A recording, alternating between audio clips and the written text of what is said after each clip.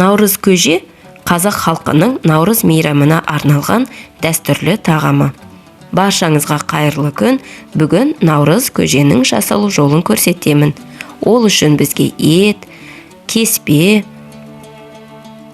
тары, бидай, құрт, су және тұз қажет. Көріп тұрғандарыңыздай 7 түрлі дәм салынады. 7 қазақ халқында қасиетті сан. Яғни, наурыз көже тек қана көктемнің келуі, шуақты күнді білдірмейді, сондай-ақ дәстүрлі біздің наным сенімдерімізге де байланысты қасиетті қастерлі тағамның бірі. Ең алдымен біз ыдысымызға суымызды құйып, оған көбінесе сүрленген ет саламыз. Егер сүр етіңіз жоқ болса, кәдімгі өзіңізде қандай ет бар, соны салып, қайнатып аламыз.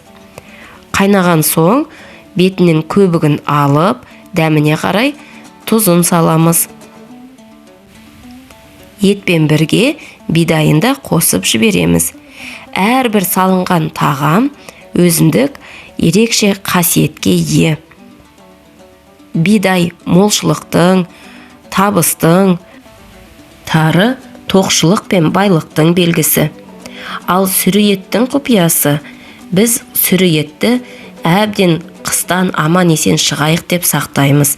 Қыстан аман есен шыққан соң, көктем келіп, шуағын шашып, күн жылынып, жер кеңіді деген мағынада сүрленген ет салып, енді етті артқа сақтаудың қажеті жоқ деген мағынаны білдіреді.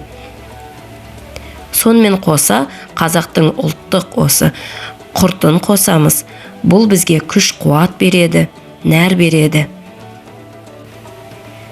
Наурыз көжеде де қазақ халқы 7 санын сақтап 7 түрлі дәм салған. Сол сияқты 7 саны көп жерде кездеседі. 7 жарғы, 7 ата, 7 қазына. Сондай-ақ 7 атаға дейін қыз алып, қыз беріспеген. Осындай ұлттық құндылықтарымызды ұмытпай, наурыз көжемізді жылдан жылға жасап, болашақ ұрпаққа дәріптей жүрейік.